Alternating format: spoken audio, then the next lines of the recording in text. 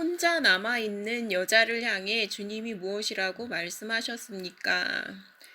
예수께서 일어나사 여자 외에 아무도 없는 것을 보시고 이르시되 여자여 너를 고소하던 그들이 어디 있느냐 너를 정죄한 자가 없느냐 대답하되 주여 없나이다. 예수께서 가라사대 나도 너를 정죄하지 아니하노니 가서 다시는 죄를 범치 말라 하시니라.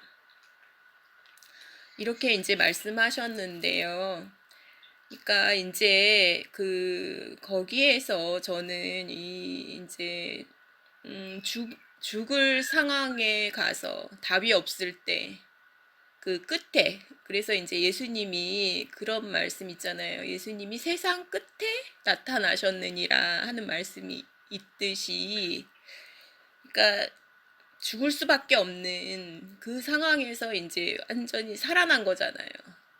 죽음에서 살아난 거잖아요. 그러면 사람이 변할 것 같아요. 저도 좀 그랬고, 죽음밖에 답이 없을 때 살아났잖아요. 은혜잖아요, 은혜. 근데 이제 사람은 법으로 통치할 수가 없는 것 같아요. 사람은 뭘로 이제 통치가 되냐면 은혜로. 그러니까 이게 능력도 있어야 되잖아요. 가서 다시는 죄를 범치 말라 이렇게 말씀하셨는데 사실은 이 놀라운 은혜를 입히시면서 사실은 이 능력도 이제 같이 주신다는 생각이 들어요. 그러니까 그리고 이제 이제 성령을 보내주시잖아요. 예수님이 이제 죽고 부활하시고 승천하시고 성령을 보내주셔서 이 이제 능력까지, 그러니까 죄를 이길 수 있는, 죄를 범치 않을 수 있는 그 능력까지 이제 주시죠. 그렇게 생각을 하고 이 여자는 그래서 이제 그리스도 안에서 그렇게 살았을 것 같다는 생각이 들어요. 그러니까 크리스찬으로 크리스찬이라는 거는, 그리스도인이라는 거는 사실은 어떤 뜻이냐면 그리스도의 생명이 있는 사람들이거든요. 그리스도를 표현하는 사람들이기 때문에 이제 이 여자는 그리스도인으로서 그렇게 살았을 거라는 생각이 들어요. 그러니까 뭐 막달라 마리아도 그렇고 뭐 그런 사람들이 있었잖아요. 은혜를 입은, 진짜 놀라운 은혜를 입은 그 사람들은 이 감사와 감동으로 이렇게 죽음에서 살아온 그런 사람들은 그렇게 그리스도를 믿는 그 믿음의 사람들로 살았을 거라는 생각이 듭니다. 7번 다음의 내용.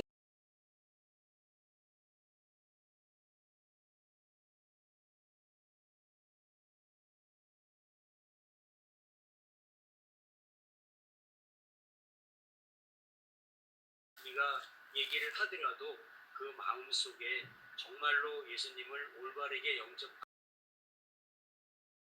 되어 있는데 그런 하여간에 거기 적인 문제에 대해서는 가급적이면 관용을 베풀고 또 이해하고 넘어갈 수 있는 것으로 받아들이라는 풍조가 그 용서를 받는 거예요. 그러면서 진짜 그러니까 세상 사람들의 눈으로 보면 이해가 안 되니까요. 그리스도인들의 이게 이제 이해가 안 되니까 뭐 다 그러면은 뭐 어떤 죄를 지어도 뭐 다 용서를 받았네 막 이러면서 이제 그러는데 마스크 걸이나 뭐 마스크 걸 거기도 보면 이 이제 그 요새 유행하는 그 드라마인데요. 거기 보면은 이 여자가 이제 살인도 저지르고 막 이러는데 하여간에 거기서 이제 감옥에서 복음을 듣고 하여간에 거듭나요. 그리고서는 이제 막 간증을 하는데 진짜 얼굴이 이렇게 천사의 얼굴처럼 이렇게 되게 환해요. 그리고 이제 그 전에는 이제 진짜 거의 이제 그 살아있긴 하지만 거의 이제 뭐지 죽고 싶어하는 그런 여자였는데 이제 그걸 이제 깨닫고 자기가 이제 이 세상에 태어난 이유도 깨닫고 그 다음에 이제 그 용서를 받는 거예요. 그러면서 진짜 그 얼굴이 이제 천사처럼 빛나고 사랑하는 마음도 나오고 이렇게 이제 변하더라고요. 그러니까 이제 그거를 이제 그렇게 다뤘는데 그 드라마에서는 이제 이렇게 다뤘는데 그래도 이제 복수를 이제 세상 사람들은 이제 그걸 뭐 이해를 못 하잖아요.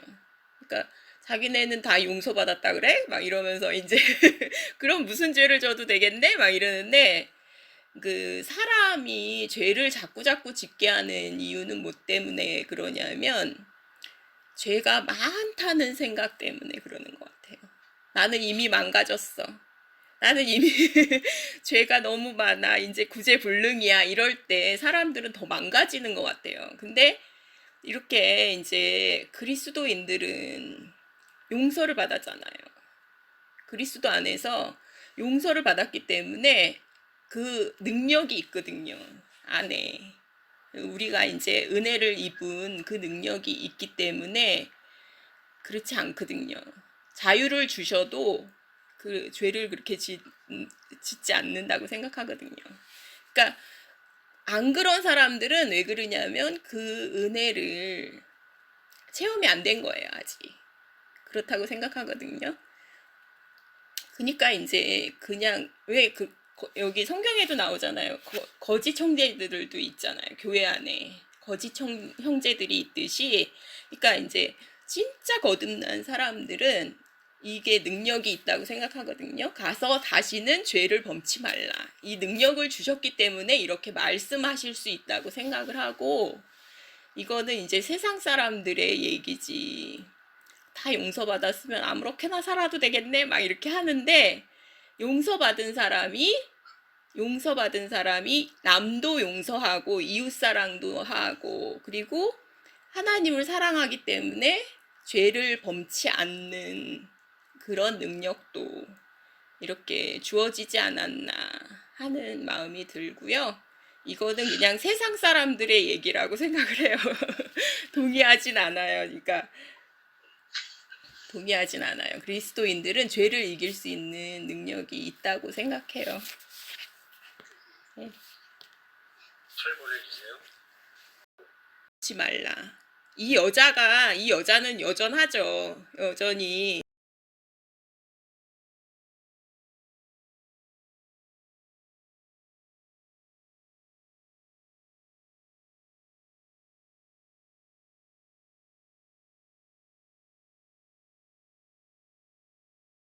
그러니까 다시 또 원점으로 돌아가지 않았을까.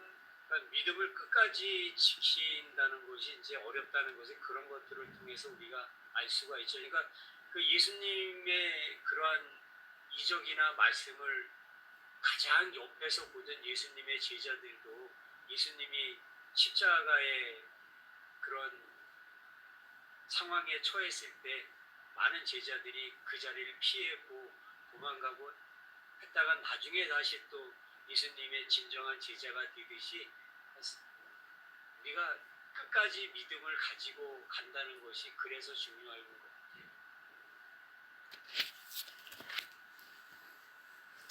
그러니까 이제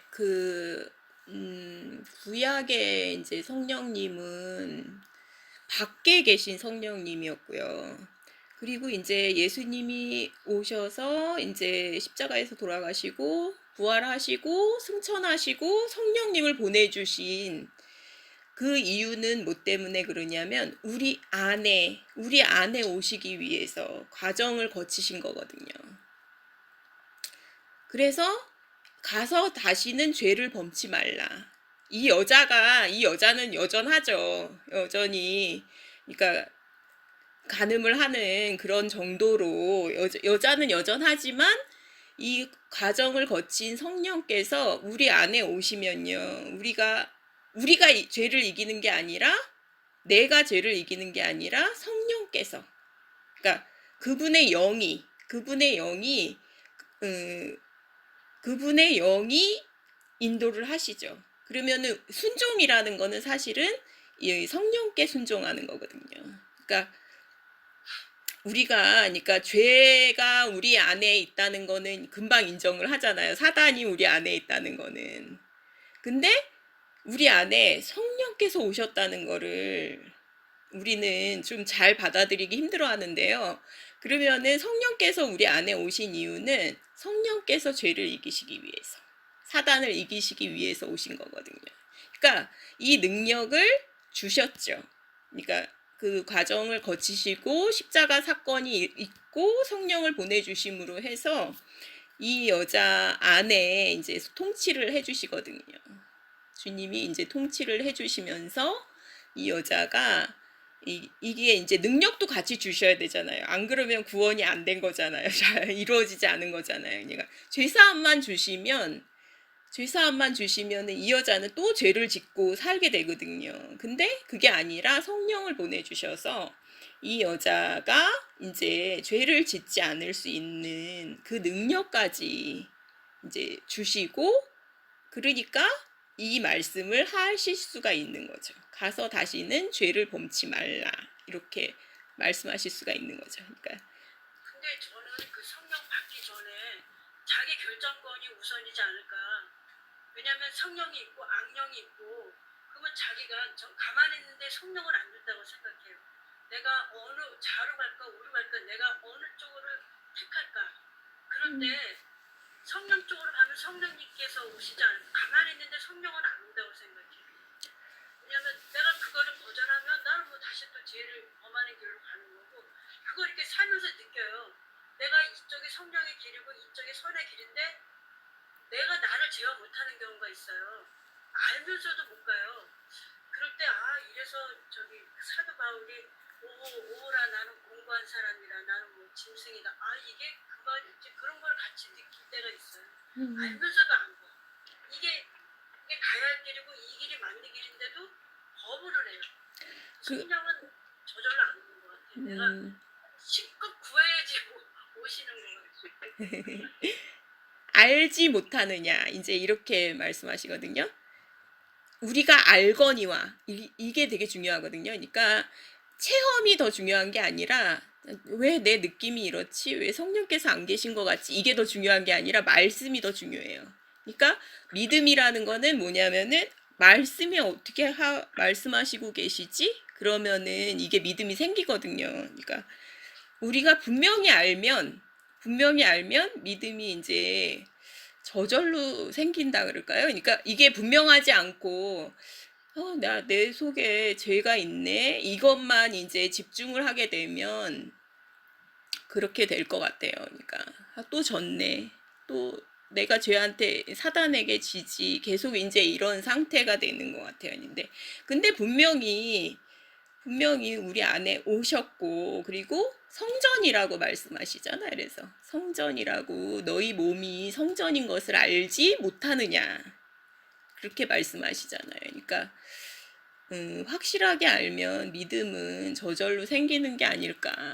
그러니까 우리는 자꾸 현상을 보잖아요. 내가 또 죄 졌네, 이 현상을 보는데 그거는 중요한 게 아니고 말씀이 진리잖아요. 그러니까 이 말씀이 분명히, 그러면 그거를 믿는 게 믿음이 아닐까. 그렇지 않으면 방법은 없죠.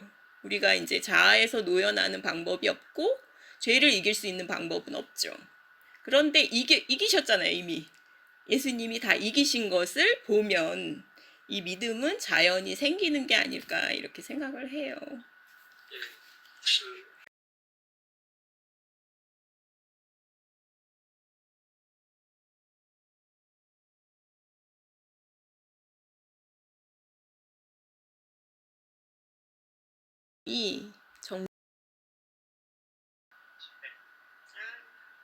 준비하고 얼마나 힘드시. 내일 귀국하시겠네요.